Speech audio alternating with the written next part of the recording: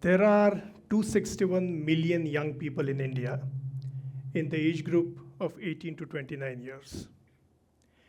These young people constitute 22% of our country's population. India's youth demographic is larger in size than the entire populations of UK, France, and Austria combined. These youth are the face, the force, and the future of our country. They are the soul of our nation. Just imagine the potential of these 26 crore young Indians for our country as well as for the whole world. Unfortunately, not enough is being done for the healthy development of these young people. Government often looks at them as mere voters or beneficiaries of a particular scheme. Private sector looks at them as consumers or customers.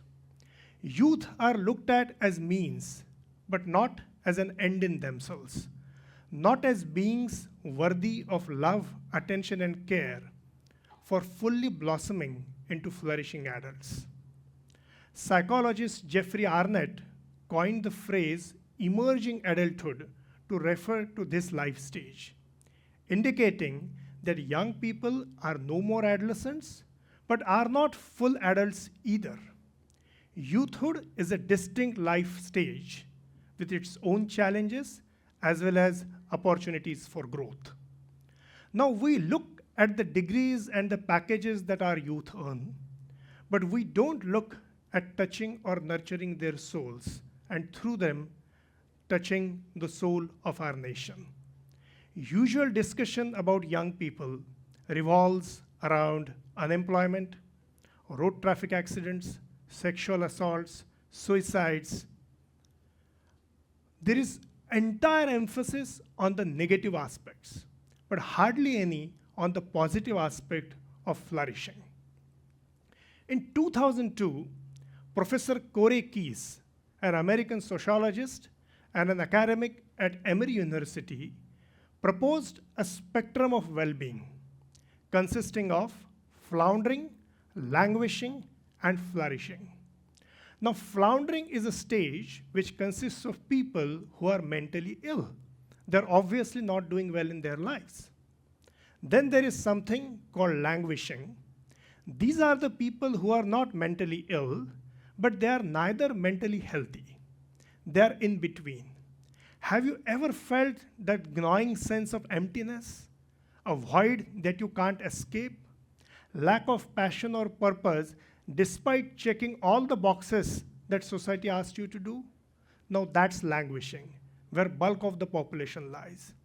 And then on the other side is flourishing, which includes people who are healthily functioning, who are neither mentally ill nor suffering from any kind of unhealthy symptoms, but are fully functioning and blossoming.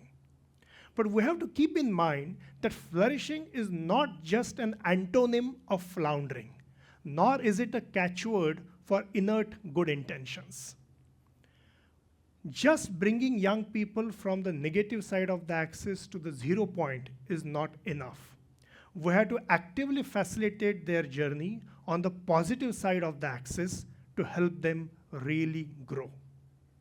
Now, how do we do that? If you look at this tree, you can say that the tree is flourishing. But what about our youth? How do we know if they are flourishing? There in the picture, you see me with my 5-year-old son, Arjun. Now, when Arjun was a child, for him or for any other child in India, there are growth milestones in pediatrics and child psychology. You can compare a child's upbringing, a child's growth against those parameters. If everything is going on well, celebrate. If not, take corrective action. But what about young people? We have growth milestones for children in the age group of 0 to 5. But suppose an 18-year-old or a 22-year-old or a 25-year-old comes in front of you. How are you supposed to decide? How am I supposed to decide? How is he or she able to decide whether he or she is truly flourishing or not? What does flourishing look like for Indian youth? Sadly, our country had no data. Rather, an even bigger problem was India did not even have a theory or a framework of what would flourishing look like for our youth. Isn't it surprising and ironic that the country with the largest number of young people in the whole world did not have even a theory of what their growth would look like? In the absence of any such framework, only the visible markers, like the marks that you have, the type of degree that you have, the package that you have, whether you own a car or a house, only these visible markers would qualify as flourishing. These indicators are of course important, but are by no means complete. What could be other such features? We need a framework that's comprehensive, that's culturally suited to India, and that is age appropriate for the youth age group. Because we couldn't find any, we ultimately thought that we will create our own framework of youth flourishing. And that's why we at Nirman came up with this framework.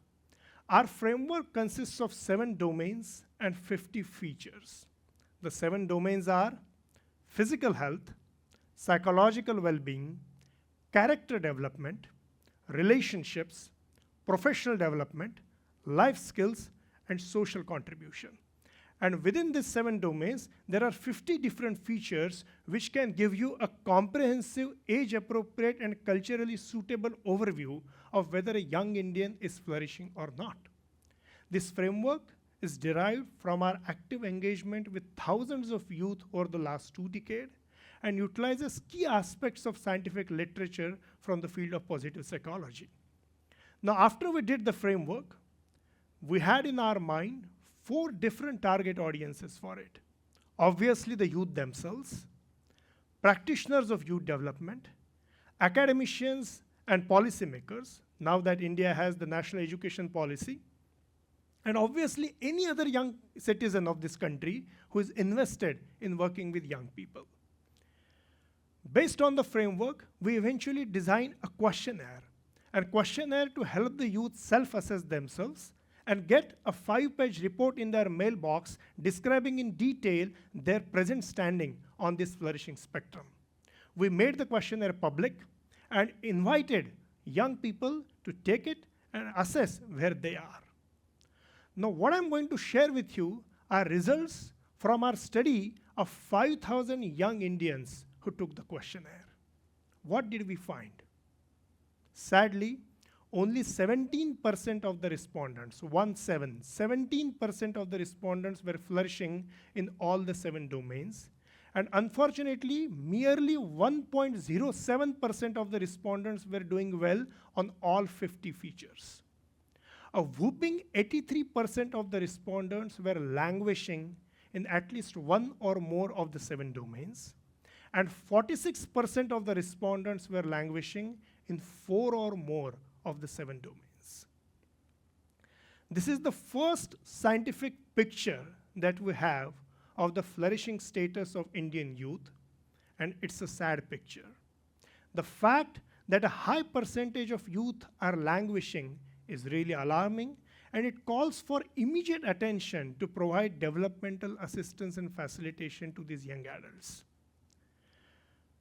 Just for a comparison, as per National Family Health Survey data, child malnutrition in the age group of 0 to 5 years, the child malnutrition in India is now 35%. It used to be much higher before, and our country has done tremendous progress that we have now reduced it to 35%, and we have miles to go even further. But as compared to child malnourishment, how does youth malnourishment look like? The Nirman Youth Flourishing Framework and the questionnaire has given us the first picture, and the picture says that the serious youth malnourishment, severe youth malnourishment in India is 46% as compared to 35% of child malnourishment, and the total youth malnourishment of India is 83%. That's for you the comparative picture of where do we stand today.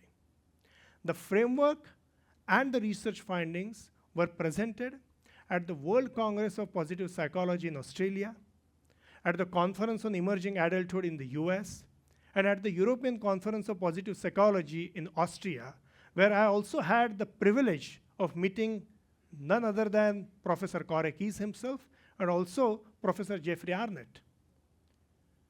The global expert endorsed the framework and said that these findings have to be taken seriously if India has to really capitalize on its demographic dividend. So what do we do now? Now that we have a flourishing framework, now that we have a tool by which young people can assess where they are, we have to progress. We have to go ahead and we have to help young people decide how they can truly flourish in their lives. Now, there could be myriad things that we can do with respect to that, but if you were to focus, what are one or two such things where young people can truly focus their attention? Well, research in psychology has shown that identifying and committing to a purpose during your youthhood is the strongest predictor of long-term life satisfaction and well-being.